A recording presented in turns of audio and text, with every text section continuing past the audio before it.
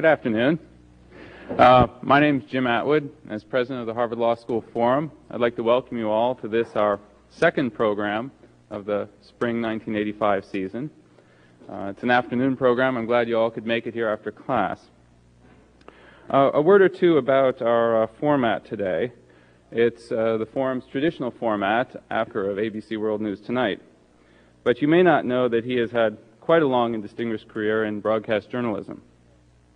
He started out with the Canadian Television Network and moved to ABC in the mid-60s, spending much time in the field after that point. We were just told at lunch that he has visited now 91 countries, but his list of accomplishments as a field correspondent on the national level is truly impressive. He was reporting from Beirut during many of the Middle Eastern conflicts and was there when the most recent Israeli incursion took place.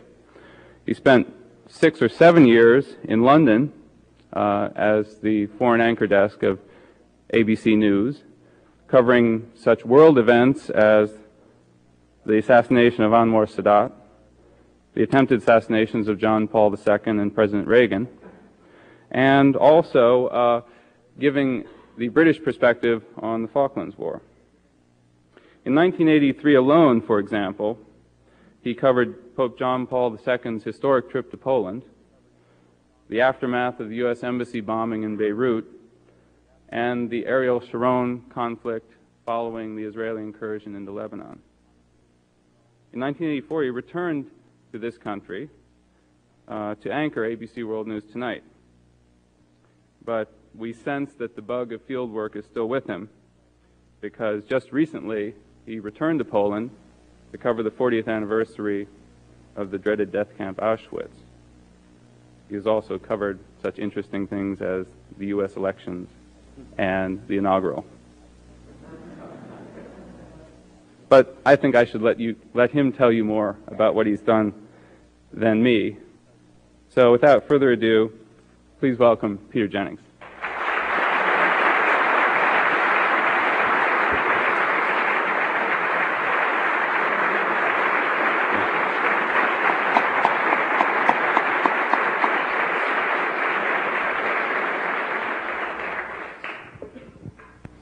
Glad you thought the election was interesting.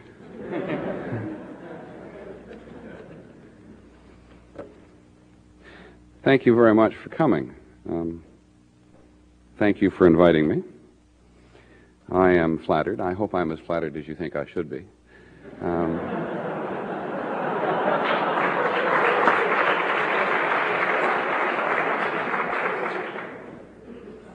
And it's true that once I have had the benefit of your wisdom, I will have to go back to the mundane matters of doing a nightly broadcast in New York. I was looking at the schedule. Rather glad I got here before Mike Wallace.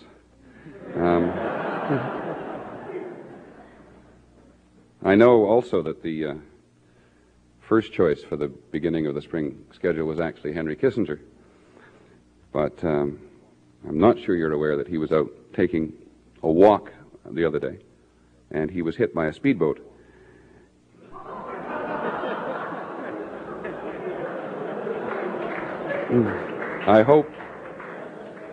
I hope you are faster than that in the courtroom.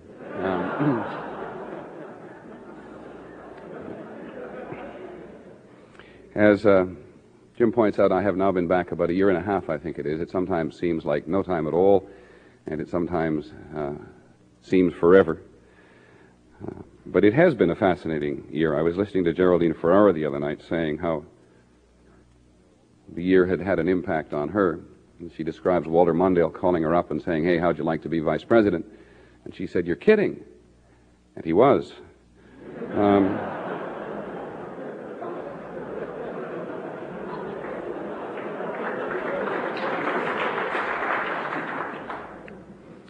She's a wonderful woman. She learned a great deal this year.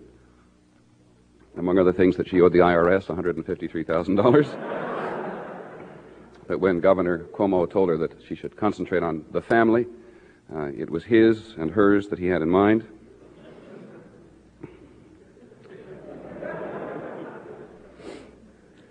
I wonder if you will recall that towards the end of the campaign, we had great difficulty in journalism because we weren't quite sure how to deal with this phenomenon of essentially fundamentalist or conservative politics and religion. You will recall that Walter Mondale said in some desperation towards the end of the campaign, "God has no place in politics." Well, we know at the end of this year, of course, that God feels the same way about Walter Mondale.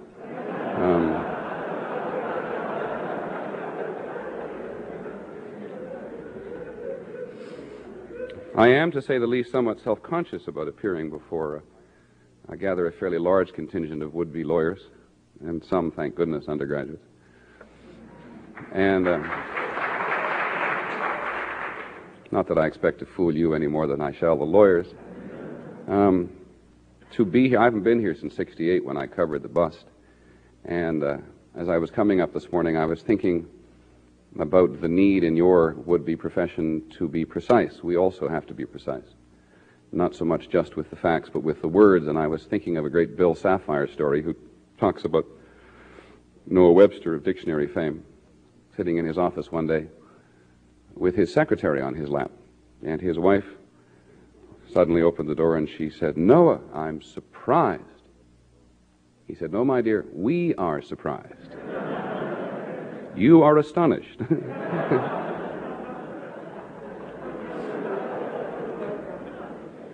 I stole it from him, so I trust you will steal it from me.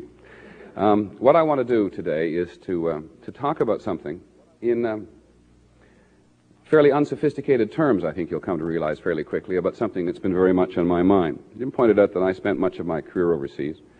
I spent a fair amount of it covering Eastern and Central Europe, and I spent much more of it covering the Middle East. So if I have any specialty in the last 15 or 20 years, it really is the Middle East.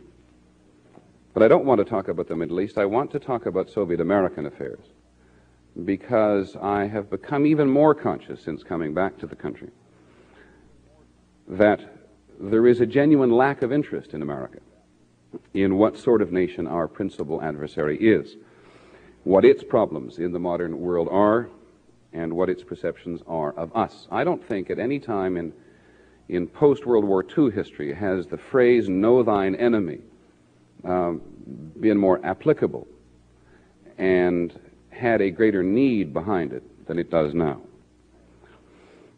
I suppose I should start by asking the obvious question: why should we pay more attention than we do today?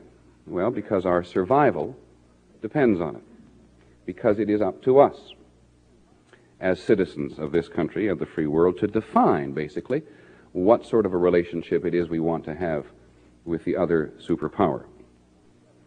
And because, though we sometimes forget it as we bemoan our distance from our politicians in Washington, we all do, in fact, share in deciding what sort of behavior we will accept from the Soviet Union in various parts of the world, and because we must decide what price we are prepared to pay, both at home and overseas, to protect American interests. Now, you hear an awful lot these days about how decadent the Soviet Union is and how its decline into shambles is, if not imminent, likely to come fairly quickly. I think it is very overstated. There's no doubt, I think, in our country that for the most part Americans are enjoying a rise in their fortunes. But this other superpower we are dealing with and trying to understand despite all of the obstacles is not some pipsqueak nation. Now, we all carry cultural baggage and political baggage in our minds about what sort of a nation the Soviet Union is. Just think about them for a little while. If you are a recent emigre from the Soviet Union, and you've come here and you've had some impact on the body politic in America, you clearly see the Soviet Union as a police state. If you're a diplomat or you're a bureaucrat, you see it as an enormous bureaucracy with which you're trying to do business. If you're a businessman, you see the Soviet Union as a group of hard-headed, very tough businessmen with which you have to deal on the international level. If you're a military man, you perhaps have a tendency to see the Reds are coming. All of those various perceptions impact on all of us every day, very often through the American media. Now, I want to begin, or at least hasten to add right here, that I think the American media in general has done a very bad job of exploring the Soviet Union. And we have done a very bad job of breaking out of the perceptions that we have grown up with, that it is the constant bad guy. I think we have to do it, and I think you have to do it, and we must try to do it together.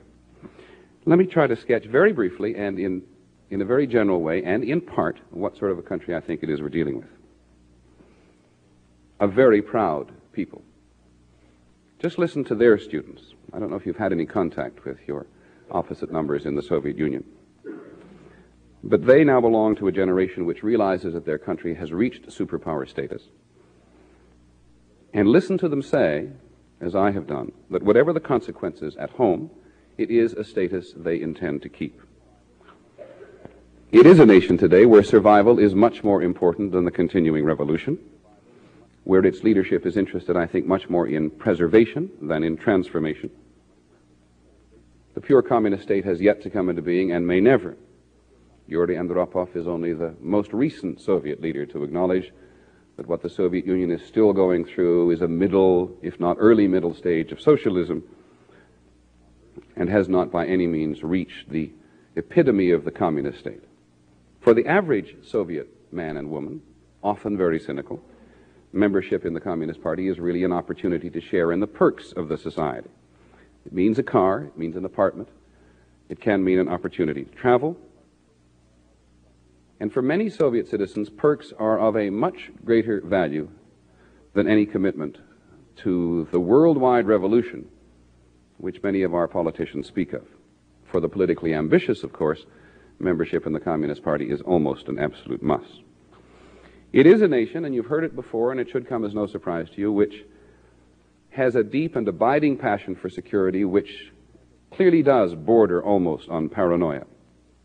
And all it does take is a visit to Leningrad, to what the Soviets call the monument to the Great Patriotic War, to see first the edification of the 20 million people that the Soviets lost in the war with the Nazis, but also to understand, even more importantly, that every succeeding generation of Soviet politician, and certainly every Soviet teacher, is going to ingrain in his student or in his body politic just as deeply as they can a suspicion of foreigners. How do you see that if you're a visitor to the Soviet Union? Well, you see it on television, among other things. Hardly an evening passes in the Soviet Union without some reference to the Great Patriotic War. It is a constant repetition inside Soviet society of why we, the Soviet citizens, should be suspicious of people from the outside. Now, it's a very difficult thing for us to, first of all, break through that. Though Charles Wick, the present director of the United States Information Agency, is now going to try to do some of that by broadcasting directly via satellite to the Soviet Union. This will make the Soviets react in some ways, perhaps not directly to us, but in having to, in a sense, fight its own educational battle with whatever it is we beam to the Soviet Union. But imagine how difficult it is for us to imagine where they would begin if you are dealing with a Soviet leadership which has so little experience in the outside world except in the time of war. Yuri Andropov, you will recall, who was the General Secretary of the Communist Party, had traveled only in the Communist bloc. Brezhnev and Khrushchev and Stalin had traveled only as heads of state. And you particularly, as students, will understand that is no way to see the world. Recall the excitement and the curiosity when Mr. Gorbachev came not long ago to London, speaking English, and with a very attractive wife. He was actually compared in the British press to John F. Kennedy, because there was such a hunger outside for us to have some experience with Soviet leaders who, as I point out, have had such limited experience with us. I remember not too long ago having the opportunity to sit down with a Soviet scholar who advises the Politburo. It was at the time of the Greyhound bus strike in the country. I don't know if you remember, but he knew precisely everything there was to know about the strike.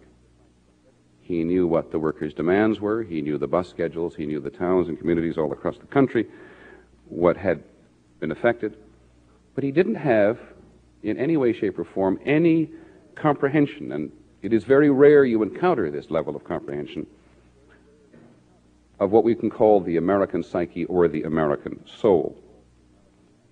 Talk to any Soviet scholar who visits these shores, and I think you will find that a fear of the Soviet Empire dissolving is of far greater importance to him and far more likely to have an impact on the Soviet psyche than any ambition for freedom in the Western democratic sense.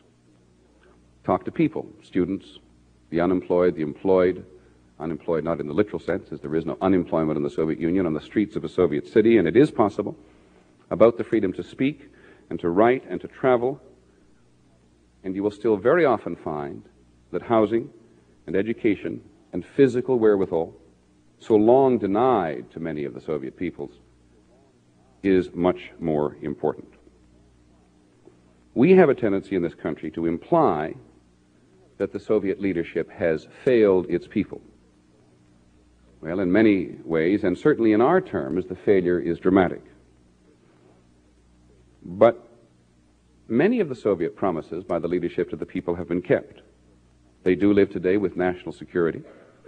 They do live today with domestic law and order. They do live today with cradle-to-grave welfare. And they do live with an increasing improvement in material life in very general terms for each succeeding generation since the revolution. Think for a moment how you might have felt had you been a Soviet athlete on the eve of coming to Los Angeles, and in your government-censored newspapers you had heard and seen all of the anti-Soviet behavior of those groups and crowds in Los Angeles. Imagine, and it is difficult as we live so freely, what it is like to live daily with a portrait of America that is drawn in a Soviet-censored, heavily censored press.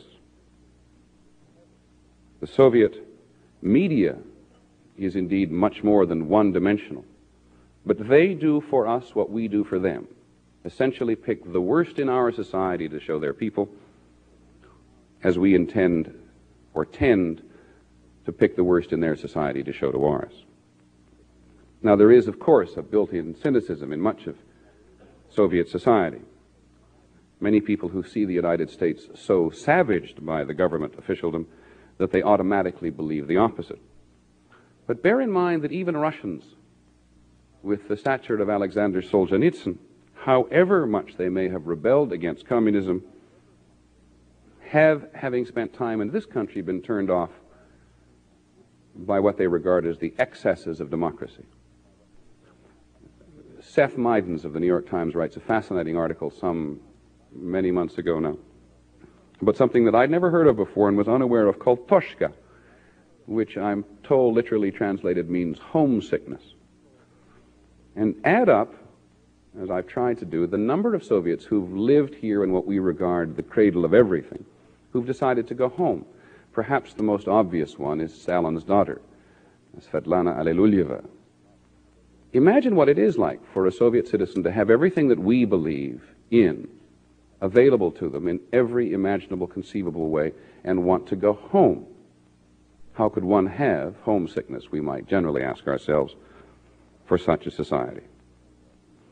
I don't mean to suggest, by the way, that there are no true believers in a pluralist society in the Soviet Union. Even Nikita Khrushchev, who was voted out of power 20 years ago, is said to have gone home, thrown his briefcase into the corner, and muttered, "I really did make a difference. They voted to fire me, whereas in Stalin's day they simply would have had me arrested." I mentioned security. The Soviet Union's passion for security obviously extends well beyond border security. We see it in Soviet arms for Syria, Soviet arms for Libya, Soviet arms for Cuba, and Soviet arms for Nicaragua. But we forget that, to some extent, that Soviet intentions here are based just as much on Soviet determination to balance, in the end of the Brezhnev period, where possible, American strategic interests. This is a superpower at the work, having picked up what some people call Kissinger's belief in regionalism or in regional power. The consequences of Soviet assistance in the developing world are still, to this day, by and large, not the model by which most people would prefer to live in the post-revolutionary period. But we tend to forget, and I think we are seeing some of it in Central America today, how attractive socialism is to any nation or any group in any nation which has lived for any lengthy period of time under colonial rule. We should not forget that though America is often the model of development and aid, the Soviet model is not one that can be disregarded all the time. And when the Soviets get a foothold in the developing world, it appears to make them very proud. And as best we can tell, I think to give them one measure by which they can convince themselves of their relevance in the international community. How do we understand that better? Simply, I think, by trying to put ourselves, however distasteful it is, into the shoes of the other man. Most Soviets I read, and certainly most I speak to, seem to generally believe that their intentions in Afghanistan are similar to what ours were in Grenada. They already had an investment in a Soviet-supported coup in the Afghan government. They had trouble in an annoying Islamic neighbor on the borders of a country which already has an enormous growth in its own Muslim population and which at least Russians, who continue to control the heartland of the country, will consider as uncertain. What they didn't have, of course, was any sense of the cosmic reaction by the Reagan administration. Their expulsion from Egypt, when Anwar Sadat was president, Mrs. Sadat may talk to you about this, was, I think, one of the great setbacks they've felt they suffered, let alone suffered, in post-war policy. And they have spent all of their time and much of their effort in the Middle East ever since, trying to get themselves back in. But when the nation is, as Afghanistan is, on the Soviet border, it does pay for us to remember, if not to tolerate, that from the Soviet point of view, there can never be too much security. Now, the notion that the Soviet Union can be brought to its knees seems to me not only naive, but dangerous. We heard a lot about it during the campaign this year. There is not, as far as I can tell, a shred of evidence to suggest that using economic pressure, which is the means very often suggested, does anything but drive the Soviets to greater military equality. This is not the first time the Soviet people have had to suffer for their nation's destiny. You also hear voices raised fairly constantly in the highest levels of government in this country which suggest that somehow we should make an all-out effort to free the Soviet Union's allies from communism. We heard it most recently from President Reagan on the 40th anniversary of the signing of the Yalta Agreement, when the president said again, as every president had said before him, you know, we will not accept a divided Europe and we will not accept an Eastern Europe under Soviet domination. We have to keep reminding ourselves that we do not have the leverage to do anything about it. In 1956, in Hungary, in 1968, in Czechoslovakia, in the final analysis, what we gave the Hungarians and the Czechs, and they remain outspoken on the subject, was little more than sympathy.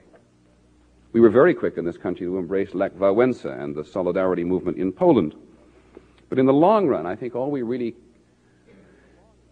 did, particularly because in our American way we so focused on the personality, as we focus on the Politburo's personality, was to convince the Polish authorities in the long run that Solidarity was a tool at the very least of the AFL-CIO and perhaps of the Reagan administration. When Poland was denied credits by Washington and other economic sanctions were imposed, I think we succeeded only in pushing the Polish government deeper and reluctantly inside the Soviet sphere. It is true that we won with readmission of Poland to the International Monetary Fund sanctions, or should I say the lifting of sanctions, the amnesty on many political prisoners in the country. But I question how long lasting it really is. The Hungarian foreign minister dragged me into a corner at a party not too very long ago and said, much to my surprise, I wish you wouldn't pay so much attention to my country. I said, what do you mind? He said, did you hear that speech George Bush made in Vienna?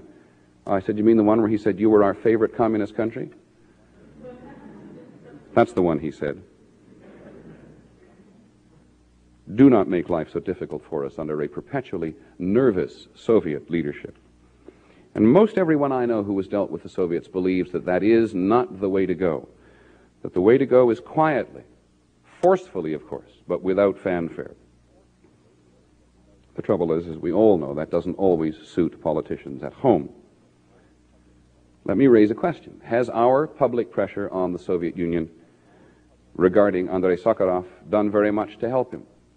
I think it makes us feel terrific to name a street outside the Soviet embassy in Washington in his honor, but I think we all know that in this media society it does not take long for Andrei Sakharov to drop from view. Where is he now? What is his present state of health? Do you remember how enamored we are when we got our hands on some photographs some months ago? He has disappeared from sight, I think, at least in the consciousness of most Americans today. I don't want to paint altogether too black a picture about our pressure, except perhaps to make you think about it. It is true that for dissidents in the Soviet Union, our public spotlight has been in many ways the nourishment that has kept them going. But it is also true that our concentration on the dissidents has tended to make us ignore the larger group of Soviet citizens who very often find the dissidents, whether they be political or religious, to be troublemakers and treasonous. That the control may come from the police apparatus in the Soviet Union, but the general reluctance to support the dissidents in the Soviet Union is pretty absent. If you take violence in a society as something of a benchmark as to how deeply the society is troubled, as we saw, for example, in Poland, as we saw in Hungary and Czechoslovakia in 56 and 68, then based on what we know today, the Soviet society is not in any danger whatsoever of unraveling, as we are often told by our politicians. I think what concerns me most as the United States and the Soviet Union sit down again to try to seriously negotiate arms control is our intentions. There's no doubt that our goal should be to contain the Soviets. But I don't find much value in a sometimes abiding passion here to humiliate the Soviets. To contain is possible. To agree is desirable and certainly possible. But to humiliate seems to me somewhat of a pointless exercise. Let's take the Middle East for just a second. The Soviets have suffered 3 devastating humiliations by their client states since 1967. And what is the principal element of concern vis-a-vis the superpowers in the Middle East today? It is the American humiliation in Lebanon, which has sort of cast the tone of the Middle East for the foreseeable future. President Carter confused the hell out of the Soviet leadership. President Reagan makes them angry. So we are never quite certain, I think, as citizens, which way we're going to go. It is true when the United States is firm, the Soviets tend to back off. But that is different from programs which somehow set out to punish. When Yuri Andropov said, and I find his quote, "Those who try to infringe on Soviet independence will end up on the garbage heap of history," we may not agree with him, but he is speaking what I think is an essential Russian truth. In the last 4 years, I think we have made the mistake of overestimating the Soviets' vulnerabilities. We pictured the Soviet Union as a feeble giant. There is no evidence. There is trouble on the horizon, certainly, but there is no chaos. We firmly believe that with the deployment of the Pershing and cruise missiles in Western Europe, that we had corralled our allies in the face of a determined Soviet propaganda campaign. True enough, but the Soviets today can also point to the major opposition party in West Germany, which is now committed to any further deployment of Pershing and reversing the decision if it ever comes into power, and can point to all of the major opposition parties in Great Britain, principally, who are all committed now to a radical review of NATO's nuclear policy, and the Labour Party particularly committed to not having an American nuclear presence on British soil. I think what I'm trying to say is that the Soviets can only be blamed for so much. They can't be blamed for everything that is happening in Central America, for all of the debt in the developing world, and for the growing disparity between and disenchantment between rich and poor. Are there possibilities for real change in the Soviet Union? I suggest there is no possibility for chaos, and I think little chance for change except a Soviet leadership fails to see and fails to deal with a genuinely popular uprising in Eastern Europe, which is going to infect the motherland. Unless the Soviet military feels the civilian leadership is not meeting urgent national needs, and unless a dangerous non-nuclear confrontation somewhere in the world with the United States so undermines the Soviet leadership that it cannot function. Now, all of these seem to me to be fairly remote possibilities. Many, many Soviet policies can be questioned and should be questioned by us. But survival of the Soviet system, I would suggest to you, is not in question. Thank you very much.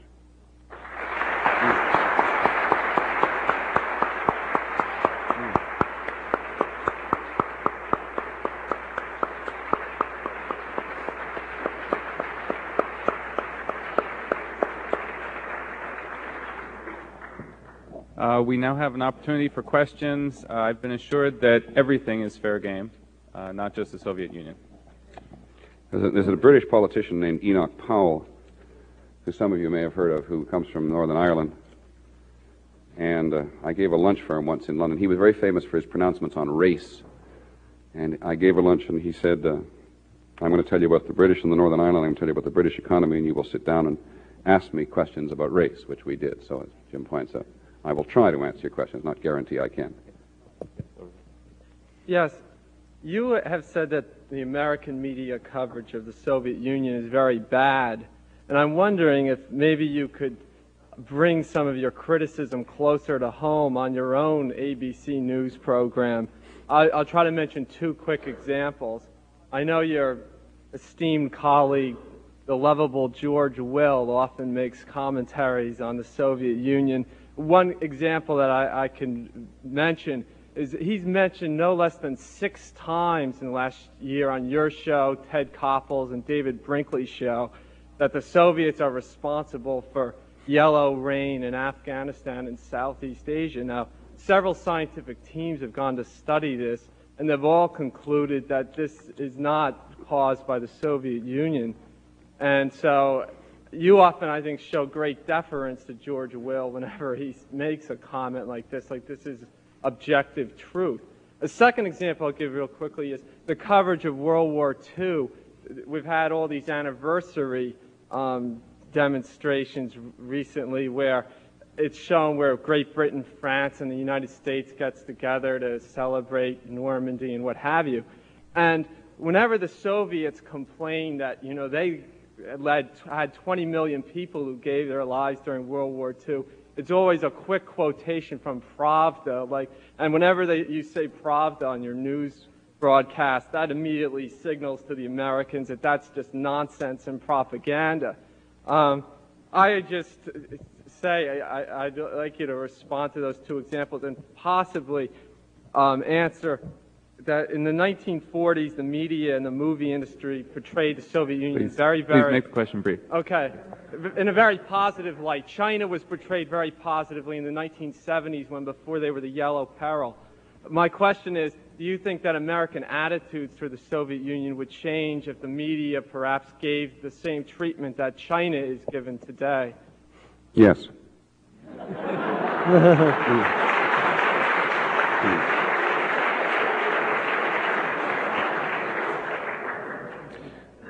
But I do want, gosh, it's hard to defend yourself against, first of all, I don't intend to defend George. I disagree with him as often as you do. And often violently. No.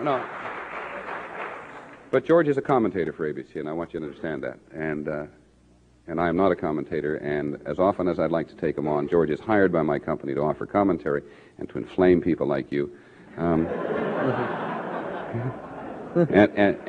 me as well. And I'm uncomfortable when you say that I appear sometimes to defer to you, to defer to George. I will guard against even giving the appearance of deferring to him. As for the question of us quoting Pravda and not perhaps concentrating enough on Soviet participation in World War II, I think it's a good point. I think we paid quite a lot of attention to it during the celebrations at Normandy. I think that when you say that if we use the word Pravda, it is something of a buzzword for the American people, I think that is perhaps true, but I don't think we do it in that particular respect. Pravda is a legitimate, powerful source of official information for us, and one of the great difficulties we have in covering the Soviet Union on a more comprehensive way, of course, is the whole question of secrecy.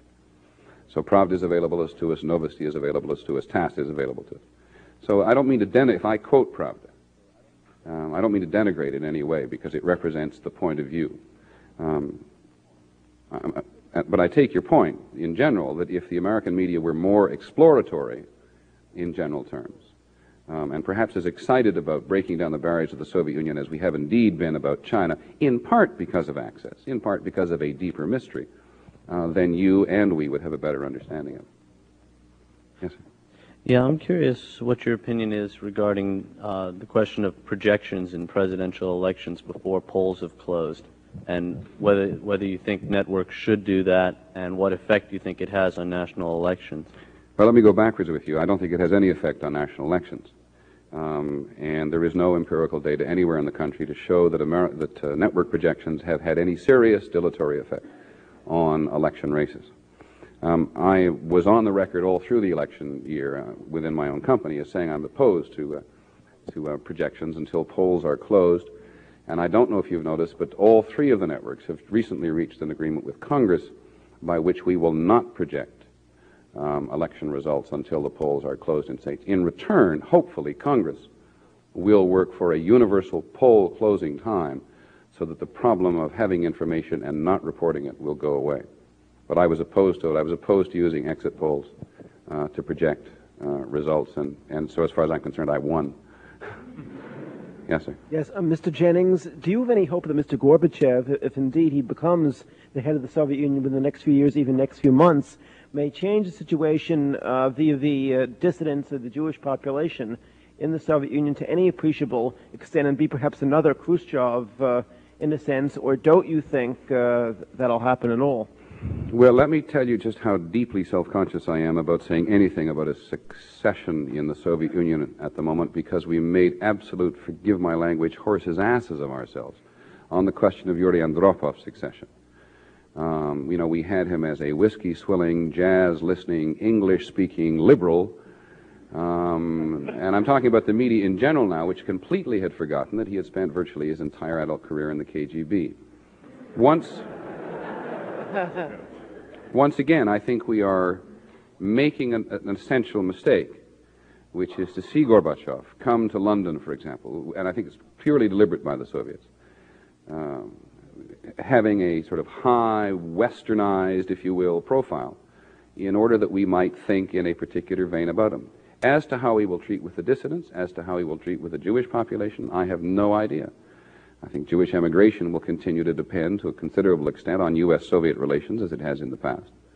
But I haven't the vaguest idea. Could he be as much of a departure, do you think, as some people hope that he would be, or I mean, is there a reason to think that he might really be a great departure from what's happened up to now? Well, I mean, you know, really sort of what we have to go on is he's younger. You know, he is seen, as is Romanov seen to some extent, as being sort of the new generation, the end of that particular age group of Brezhnev, Khrushchev. But I must tell you that at this point, that's really as much as we have to go on. We have no idea how he will behave. But the other thing we have to remember is it's a very collective Soviet leadership. You know, we're all fascinated with Mr. Chernenko's health, but the Soviet Union does appear to continue able to pursue its foreign policy goals and its domestic policy goals to some extent, even though Mr. Chernenko is desperately ill. Thank you. Yes, sir. Yes, Mr. Jennings, you see our sanctions and our pressure on the Soviet Union as ineffective to some degree, and I agree, and also that our efforts at humiliation are misguided. What sort of strategy of containment do you foresee as being in any way successful, and how do you feel about more active measures that involve military pressure, such as the grenade invasion or perhaps stepped up supplies to the Afghani rebels? I mean, let me just talk about Grenada briefly. I don't know how I feel about Grenada, to be honest. Some days I think it was like invading Club Med.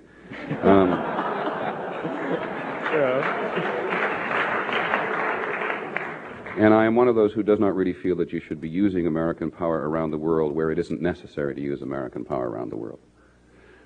You ask about how we contain the Soviets. I can tell you only this from my own point of view. I'm somewhat troubled now about the direction the administration appears to be going in Nicaragua. Not that I'm a supporter of the Sandinistas or anything else, but it seems to me that if we wish to solve what we believe to be a Soviet or Soviet-Cuban problem in terms of Nicaragua, there are other ways to deal with it beside the Contras. If, and the administration, as you know, subtly changed, or not so subtly changed, its attitude at the moment from democratization to getting rid of the Sandinistas altogether with the President's speech last week and Secretary of State's testimony this week. It seems to me there is a way to deal with the Soviets at the source about what we will accept and what we will not accept in terms of our overall relationship, in terms of support for Nicaragua.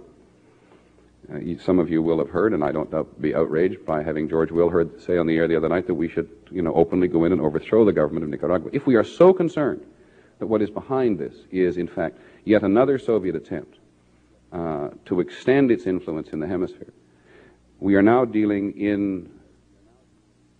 about to deal again in Geneva with arms control, with Star Wars. I am a firm believer in this kind of linkage, that if the Soviets want to make progress on arms control, then we have to at the very same time talk to them about Central America, and that it is not simply necessary, I'm not saying it's totally unnecessary, but the way to go about it is simply to fight over whether or not we will give weapons to the Contras. I think we're going to try to make some progress in the Middle East as well. We have long, as you know, resisted to an all-party conference in the Middle East. We have long resisted having any internationalization of negotiations in the Middle East about a general settlement. But I quite frankly don't see how you can get an overall Middle East settlement unless the Soviets play some more active role in it, because they always have the capacity to spoil it.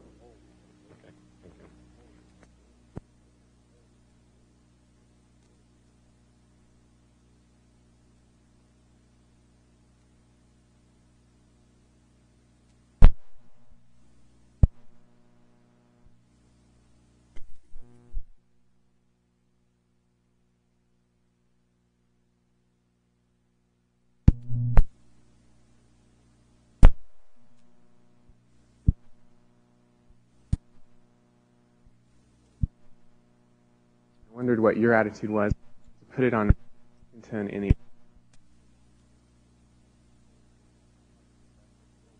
A Harvard professor told me that there's talk in Washington in the anti-abortion groups of using the film, the Silent Scream or the Secret Scream, whatever it's called. Silent Scream. In terms of trying to use this film to put it on national TV to re-energize the abortion debate. And I wondered what your attitude was towards this film and towards putting this film on ABC News, or towards allowing coverage of this film and its impact. Well, national television. Silent Scream has been on national television in a variety of ways already. It was shown, I think, last weekend on the Superstation in Atlanta, which reaches quite a wide section of the population, though I don't know how many people saw it. We have all used small portions of Silent Scream, based on the fact that the Reagan White House allowed a White House auditorium to be used to screen it for a lot of anti-abortion people. So it became quite a subject of controversy, at least on our own program, one night, and we had a discussion as to whether or not this fetus really was feeling pain, whether this was a legitimate film. The tendency among most of the medical community we talked to was that it was not. But I think that the anti-abortion movement has clearly made a very brilliant public relations move here by managing to introduce this film into the debate. Now, if they ever came to ABC and said, would ABC sell them time to show it at length on the network, I think almost inevitably ABC's answer would be no. What would your response be if President Reagan made a personal appeal to the networks to say, have him I'd say no even louder.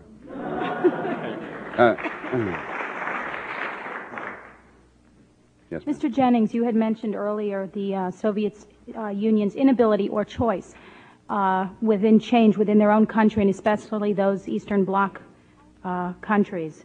How effective do you think the Soviet Union will remain in being able to take control, especially with Romania coming to the Olympics, and I think the rest of the country has witnessed the oppression of Poland?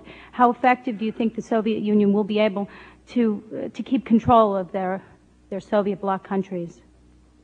Somebody remind me, how many Soviet divisions are there in Hungary? I've forgotten. How many Soviet divisions are there in Poland? How many Soviet divisions are there in Romania? Let me try to give you a personal idea of it.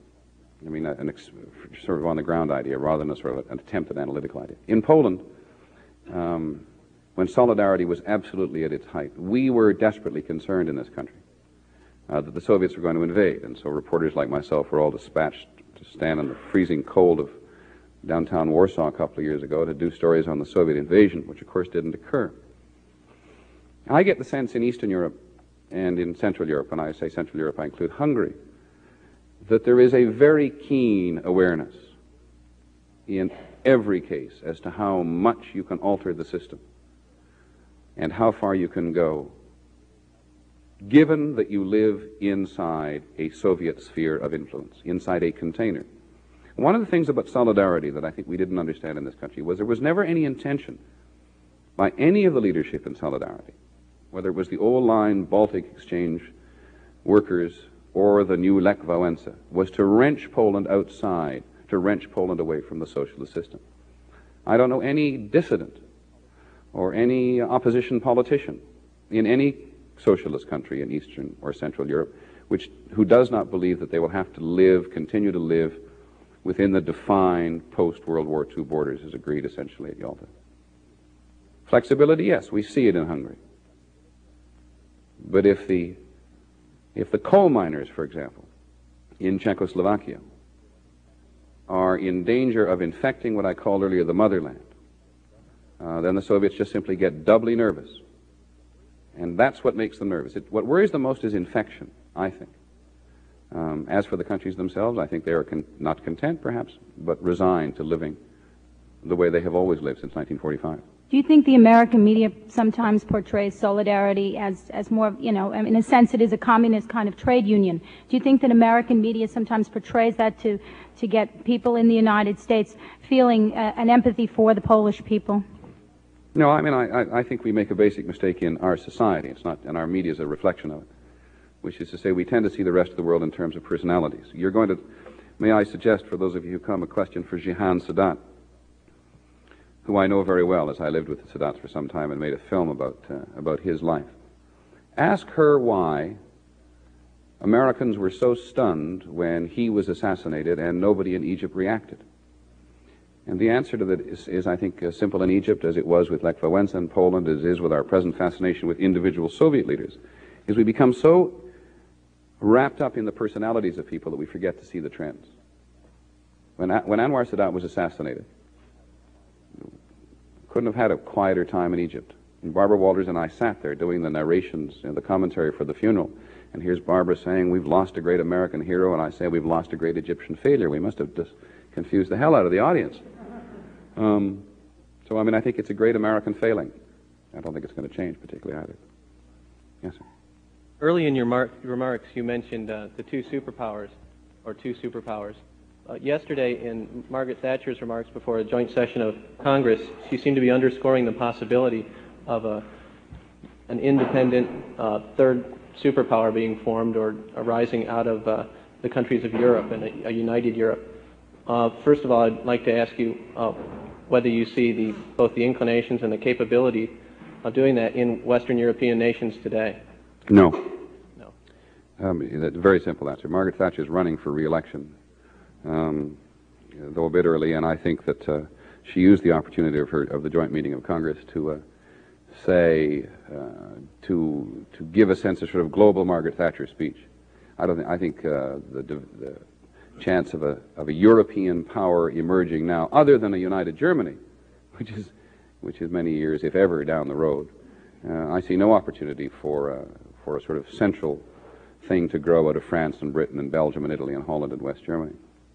That may make the second question moot, but if you could just treat it as a hypothetical, if it were to arise, do you think it would be a very positive influence in terms of U.S.-Soviet relations, having another actor in the picture equally powerful? It is so hypothetical, I haven't, to be honest, really thought about it. I mean, I think it is very important that various of our allies and various of theirs, but let's take ours primarily, have an effect on the sort of dynamic of the superpower relationship. I think the German attitudes towards the relationship are very important, much more important, for example, than I think the British are. So, I mean, I'm a firm believer in a strong Germany. Because there is a different realization and a different sense about what a superpower relationship is if you live next door to one than if you live as far away as we do. And I suppose in general terms think we should be more susceptible at times to the attitudes of our allies in order to have a more leavened relationship, one other than one which rises and falls sometimes with such rapidity. One day we hate the Russians, the next day, we go from evil empire to let's talk over a fairly short period of time. This confuses, I think, not only the Soviets, but it confuses our allies as well. I hate to pass up the opportunity to ask you a third question based on your answer. Sorry, we really do have a number of people waiting. Thank you. Okay. Sorry. Mr. Jennings, what drives the focus of a network news program? What's going on in South Africa is nothing new, and yet recently the situation has risen to the fore, and I rather strongly suspect that it will soon recede to the rather remote background. Is there an attempt to follow the public interest, or is there a recognition that the media leads public interest? And if that's the case, then who's making these determinations of in which directions it's going to be led and on what criteria? Well, in some respects, everything you've said is accurate. Because often the media does, I think, lead public opinion, and sometimes it responds to public opinion. You're quite right that what's been going on in South Africa has been going on at least since 1976 in terms of the major demonstrations that we've had, and the more militant nature of the black South African movement. I think what got it going this time was, is it Randall Robinson? Forgotten his first name. Max Robinson's brother, who began this long series of protests outside the South African embassy. We didn't pay much attention to them at the beginning because there's somebody protesting outside some embassy every day. But as that began to catch fire and more political figures, for one reason or another, began to associate with us, yes, I think people said, hold it, we're doing all these demonstrations. How long is it since we've had a reporter in South Africa? So then you get reporters in South Africa. Now you have a new wave of demonstrations in Cape Town, for example, about relocating essentially indigenous South African blacks as opposed to homeland blacks. And that works back the other way. You get pressure in the Congress at the same time, pressure on American corporations to rewrite the Sullivan Act. You get some controversy going about whether or not the president's policy of negotiation or engagement with the South Africans is better than economic sanctions. And these things do all tend to impact or interact at least with one another. You are absolutely right, sadly, but you're absolutely right that it will fade. It will recede, I think, in an undetermined period of time, and we will then get concerned again about Poland or Nicaragua or Honduras or whatever. But it will also come back again. There's no way to explain the rise and fall of the rhythms of daily general national news coverage. If I might have a brief follow-up, what I'm more interested in is the fact that the news media does, to some extent, lead public interest in certain directions, and who's making those determinations and what criteria they use it. Well, I'm embarrassed to tell you that I make some of them. I'll give you an example. We became fascinated with Ethiopia and famine in Ethiopia. And about 4 or 5 days ago, I just said to myself, we haven't had a reporter in Ethiopia for a long time. Are we letting this story fall off the edge? Is this television again, going in and milking it for all it's worth and capturing the American imagination and doing one story after another about dead women and kids? And that's sort of what happens. Somebody in the office, it could be me, it could be lots of other people, who says, conscience is working here, have we let this go? So we send a reporter back to Ethiopia. But things do come and go. Things do come and go. We have 22 minutes a night to present the news. And you can imagine what it's like competing to get on that news. Foreign news has always, rather sadly, taken second place just historically to domestic news in terms of the national television newscast. So it's quite a fight, particularly with the kind of issues you're mentioning, to get them on the air. Sorry. Have you given any thought to specific activities which the media can undertake to improve relations with the Soviet Union, perhaps? Have projects which you have considered but haven't had time to pursue? Well, I'm not so much sure it's a question of whether we improve relations with the Soviet Union. I don't really think our job is to play a role in improving relations as a deliberate thing. But we try to do quite a lot of broadcasting on, again, to come back to this gentleman's question, on a more occasional basis than we should about Soviet American affairs. I recently did, and we won some awards for it, which rather pleased me, a 10-part series on Soviet American affairs that ran for 2 weeks. NBC has recently done quite a lot of good broadcasting. We all tended to do quite a lot when we all went overseas and got very interested on the whole question of Soviet American arms control. And so we concentrate on this for a long period of time. The WIC experiment with the USIA trying to beam American broadcasting to the Soviet Union, I think is probably somewhat more intended as a contentious thing than it is intended to be an exchange of information. People in the developing world, and I include the Soviets here in this one instance, are always complaining that they can't get their views exposed in America. Well, the answer is fairly simple. Most broadcasting, most media in developing countries in the world, as it is in the Soviet Union, are state-supported systems. And what goes on is what the state decides at a political and cultural level they want to go on. We work for businesses in this country. And so, you know, you're competing with Cheers and Hill Street Blues. And I don't know that the Soviet Union sells dentifrice. So, sad, but it's the reality of the kind of society we live in. Yes, sir. You spoke of the fact that the media doesn't, at many times, seem to present the broader picture of Soviet life and Soviet culture to the American public, that they carry a lot of cultural baggage. But if you're a journalist in the Soviet Union, your real opportunities for exploring it are very limited. I mean, due to the paranoia, or at least the love of secrecy and security, which you mentioned, it's very difficult for officially connected people from the outside. Oh, yeah. I don't disagree with you at all. It is extremely difficult for foreign correspondents to work in the Soviet Union. And depending on the climate of the relationship between the two countries, more or less difficult. But it isn't impossible. No, it's not. And what we need to do is to simply, at the sort of producers, executive producers, presidents, managing editors level, and print does it better than television, is to make a wider commitment to letting reporters go off and spend the expensive 3 weeks in Siberia to do something on the pipeline, or to go to the Muslim communities and live with them. I'm not suggesting for a moment that the Soviets are going to allow us the freedom to wander around. I think we could do a great deal more within the confines that we face. Another point that you touched on was the return of Svetlana Aluyeva, return of Jewish immigrants to Russia, which sort of surprises some Americans. I'll say that. But, of course, you have to understand, there is Mother Russia. They have that kind of attachment and that kind of relationship with their country, which we do not have. We don't have a real mother love kind of relationship with this country. I mean, and I think that perhaps the media could do... we really are here to hear Mr. Jennings. No, I mean, I'm delighted to hear you, because I think you make a very... I apologize. Yeah, Bob, okay, sorry. But I think I've been lucky enough to travel the length and breadth of Soviet Union, much to the surprise of Soviet immigrants whom I encounter here. And they can't believe that an American has been where I've been. I think you make a very good point. That, I mean, I talked a little about this with Tashka, that, I mean, there is an enormous Russian attachment to the land. One of the things we've got to get over, and we still have reporters, it drives me crazy, who call the place Russia.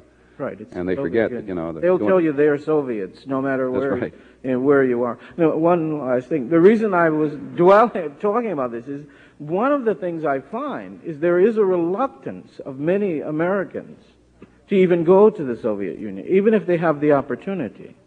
There's often a reluctance, especially among our ethnic population, the people who are descendants from the East European countries. They have this vendetta mentality. They have this revenge thing which has been inculcated into them, which definitely affects our foreign policy.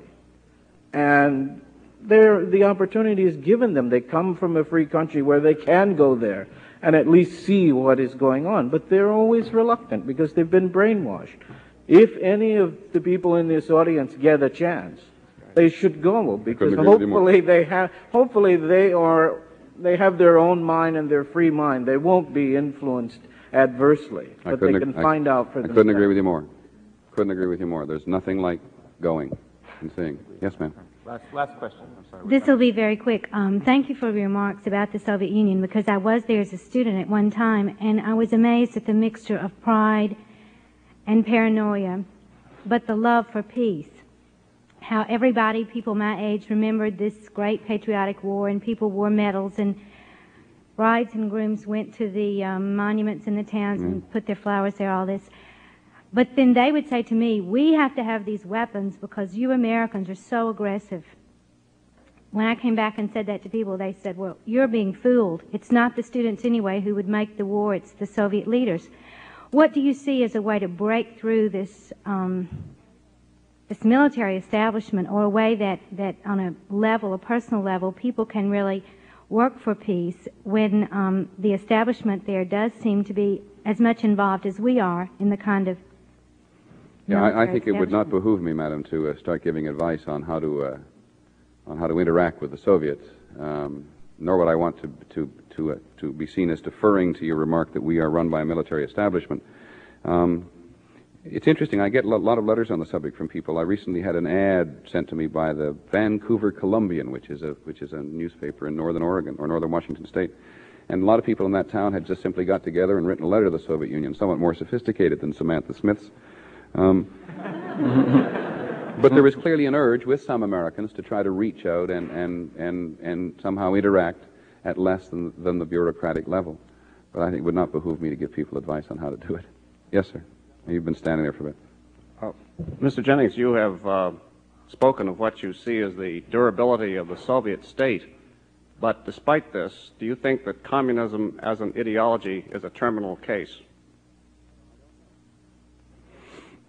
I don't know, which is the sort of gut answer I can give you. If the Sandinistas, to pick one, have embraced a measure of communism, or if the prisoners at Auschwitz during the Second World War embraced a measure of communism, there is no guarantee it will last. Do I agree that overall communism is a terminal case? I have no idea. Is Cuba a communist state or is it a socialist state?